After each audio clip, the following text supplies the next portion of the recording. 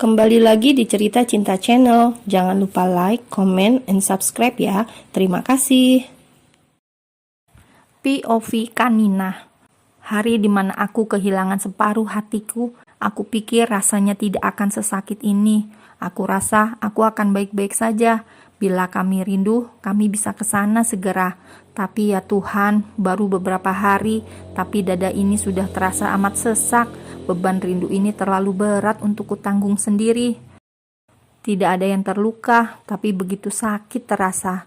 Hatiku, ya, sangat perih seperti tersayat benda tajam, menggores luka, meninggalkan bekas yang menganga. Ya, ada lubang besar dalam hatiku. Lubang yang semula tidak ada, kini muncul setelah altar diambil dari tanganku. Bukan diambil. Aku menyerahkan jiwaku itu pada yang lain. Pada pria yang pernah merusak segala mimpi dan asaku. Aku tidak membenci pria itu karena dia adalah ayah putraku. Saat lukaku belum sembuh, laki-laki bak malaikat tanpa sayap itu pun kembali memaksaku makan.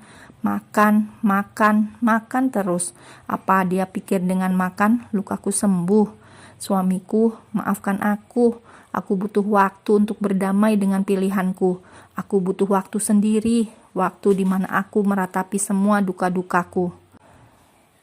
Sayang, ayo makan, sedikit saja, bujuk pria bermata teduh itu.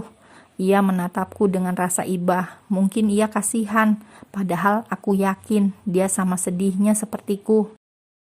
Enggak, aku enggak lapar. Ku tepis sendok yang sudah diarahkan padaku. Sumpah perutku terasa mual. Aku benar-benar malas mengunyah atau makan. Aku pesankan tiket ya, kita ke sana besok. Bujuk Mas Gara. Ia pria paling baik. Aku tahu ia tidak mau melihatku larut dalam kesedihan. Enggak, Mas. Bibirku menolak, tapi hatiku penuh harap. Rasanya ingin aku langsung ke tempat di mana anakku berada. Dia anakku, mengapa kami harus pisah? Ya Tuhan, bodohnya aku. Apa aku terlalu egois jika hanya ingin anakku tetap tinggal dan tidak pernah terpisah? Kulihat Mas Gara meraih ponselnya. Pria itu sepertinya memencet layar smartphone miliknya. Sudah kupesan tiket untuk kita semua.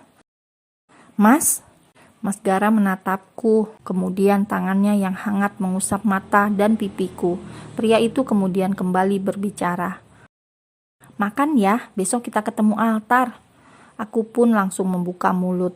Mas Gara menyuapiku dengan sabar. Aku pun makan sambil menahan tangis. Langit yang cerah, hari ini kami serumah pergi ke bandara. Ternyata ibu tidak mau ikut. Ibu yang sudah tua memilih tetap di rumah. Akhirnya hanya Mas Gara, aku, Ara, Azil, dan Mbak Roh yang bersiap untuk menemui altar. Ya, altar Al-Sabah, putraku yang paling aku rindu. Sepanjang perjalanan aku sangat antusias. Rasanya sudah tidak sabar. Apalagi saat sudah turun dari pesawat. Rasanya ingin cepat-cepat sampai. Namun sayang sekali, ibu kota ternyata sangat parah, macet di mana-mana. Apalagi Azil masih bayi, putraku itu terus saja menangis. Beruntung Mbak Roh selalu ada bersama kami. Mbak Roh adalah orang yang paling berjasa dalam hidupku. Dia seperti malaikat kedua setelah Mas Gara. Selalu berdiri di garda terdepan saat aku mengalami kesulitan. Dialah Mbak Rohmah, mbak paling baik yang aku punya. Sayang, setelah ditinggalkan suaminya, ia terlihat jera sampai trauma untuk kembali membangun rumah tangga.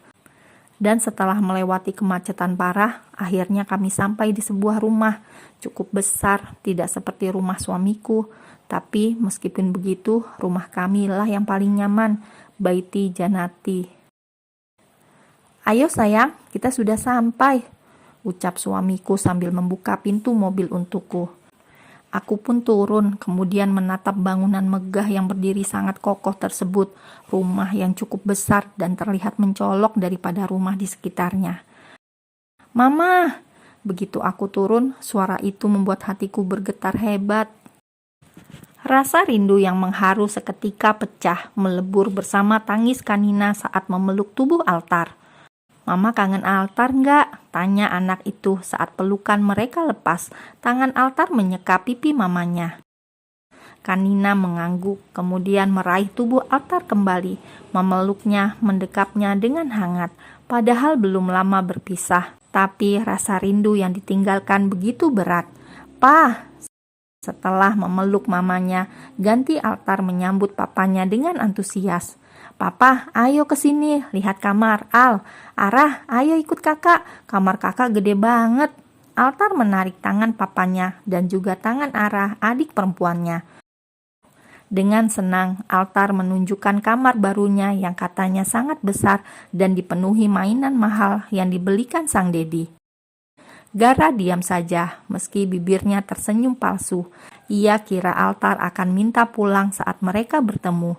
Ternyata anak itu terlihat sangat senang saat tinggal di rumah dedinya. Ia tunjukkan semua barang-barang mewah nan mahal yang dibelikan Alung, dan Gara hanya bisa tersenyum tipis saat Altar menunjukkan semua itu padanya. "Arah, kamu mau yang mana?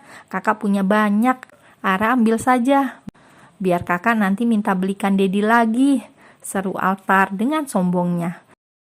Rupanya Alung benar-benar memanjakan anak itu.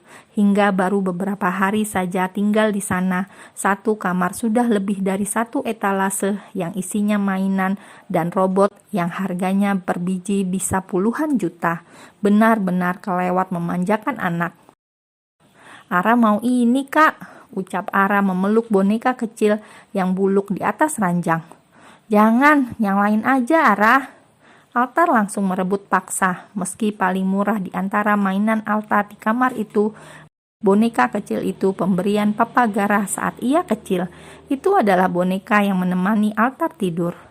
Melihat sikap Altar, Gara sedikit tersentuh. Ia lalu mengusap kepala anak laki-lakinya itu.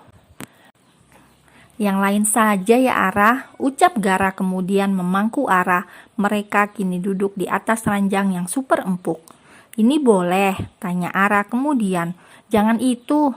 Altar kembali merebut dengan spontan.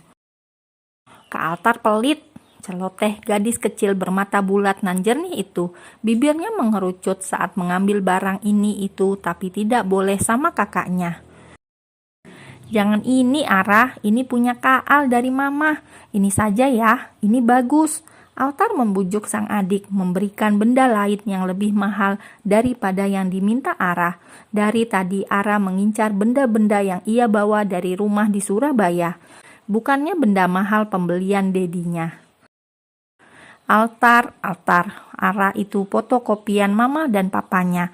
Terlahir sederhana, tidak memandang segala sesuatu dari segi materi. Sederhana, polos, dan apa adanya. "Nggak mau." "Ini bagus," kata Dedi, "hanya ada beberapa di dunia ini." "Nggak mau."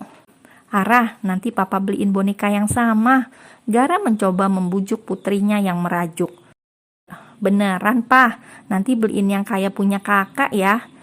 Gara mengangguk dan mengusap rambut Ara dengan lembut. Hal itu kembali membuat Altar cemburu. "Al, mau kemana?"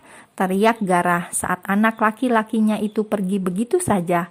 Gara sampai tidak paham mengapa putranya itu nampak gusar, padahal tadi mereka baik-baik saja. "Al!" Gara pun mengejar Altar. Di ruang tamu, Gara melihat putranya sudah duduk di samping Alung.